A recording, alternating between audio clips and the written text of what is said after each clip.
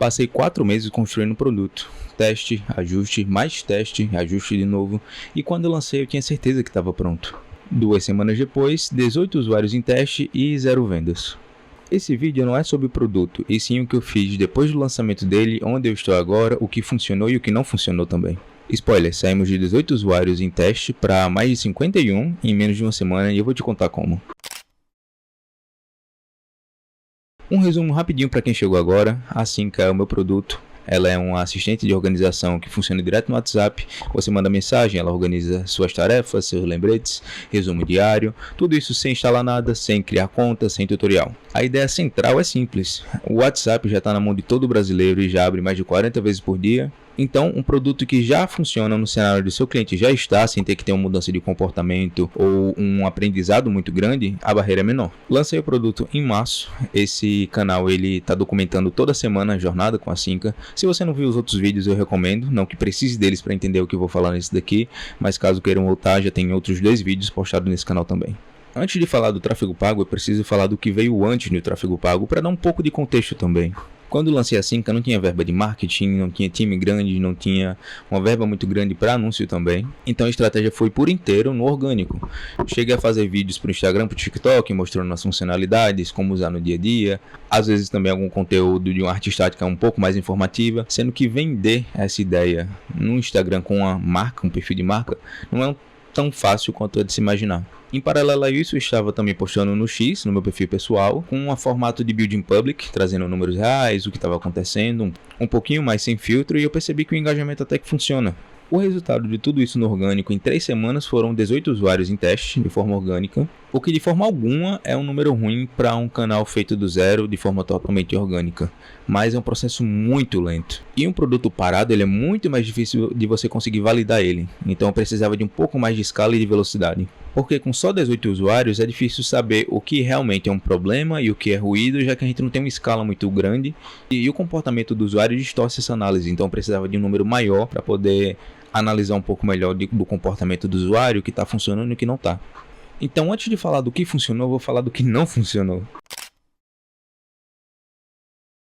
O primeiro ponto foi o onboarding. Quando o usuário entrava em contato, eu fazia 3 perguntas para poder personalizar também a interação dele e como funciona esse contato da Synca com o usuário, mas eu vi que era uma barreira. Muita gente não queria responder aquela pergunta no primeiro momento e acabou que isso atrapalhava os 10 primeiros minutos de engajamento do usuário. Porque dessa forma eu não mostrava o valor da Synca nos primeiros 60 segundos, e o usuário que não vê o valor rápido, ele sai. E essa análise eu consegui também entrando em contato com os 18 usuários. Eu tentei contato com eles, um feedback mais real, mais próximo, porque nem todas as informações que a gente consegue com a análise dos dados são o melhor dos caminhos. A gente conseguindo uma conversa 1 a 1, às vezes traz mais insights e um feedback mais sincero e real do que só analisar os dados que a gente tem acesso.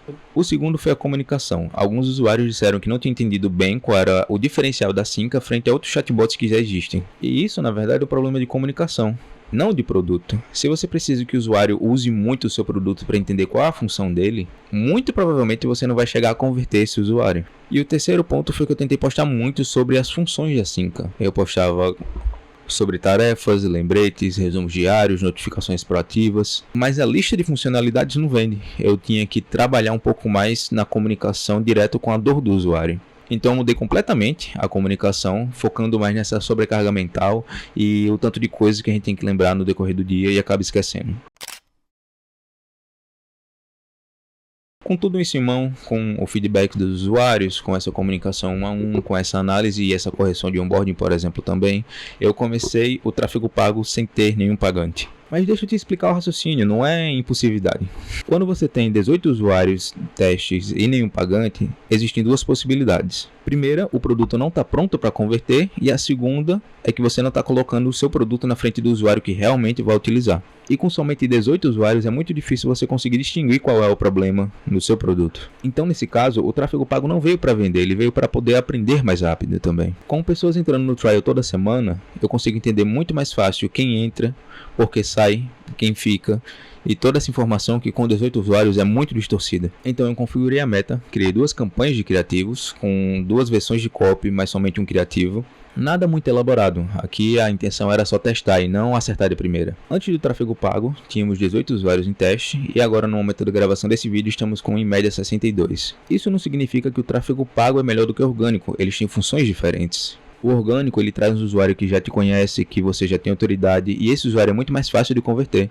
Já o tráfego pago ele traz um volume muito grande e muito mais rápido, mas são usuários e pessoas que não te conhecem, então é muito mais difícil de converter esse tipo de usuário. Com esses quase novos 40 usuários, teve 3 coisas que eu aprendi. Primeira, o onboarding está funcionando muito melhor, a taxa de engajamento do usuário nos primeiros 10 minutos subiu muito, sinal de que as pessoas estão entendendo mais rápido qual é a real função e utilidade da Cinca.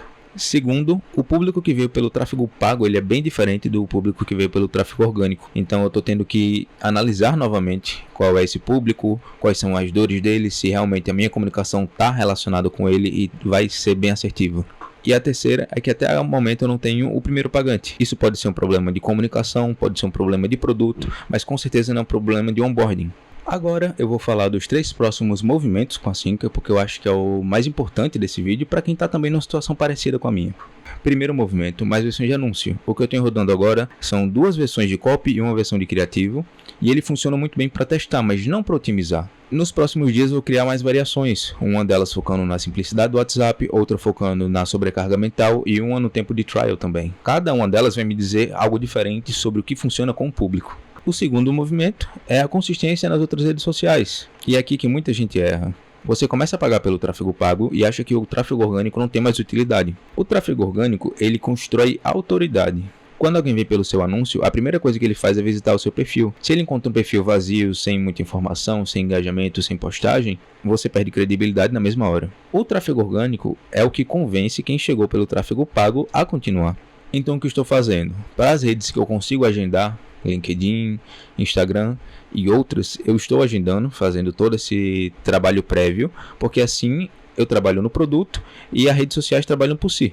E o terceiro movimento, que eu acho que vai ser o com maior impacto na Cinca, vai ser a busca por parcerias. E a lógica por trás das parcerias é simples. Eu preciso chegar no público que já sente essa dor, que já pesquisa sobre produtividade e organização e rotina. E essa já é a audiência de alguns criadores. E uma parceria com um criador de 10 mil seguidores, por exemplo, e que já é o seu nicho, é muito mais útil para o seu produto do que 100 mil pessoas fora do seu nicho. Eu ainda não tenho parceria fechada, mas eu estou no início dessa busca e eu vou documentar aqui também quando acontecer.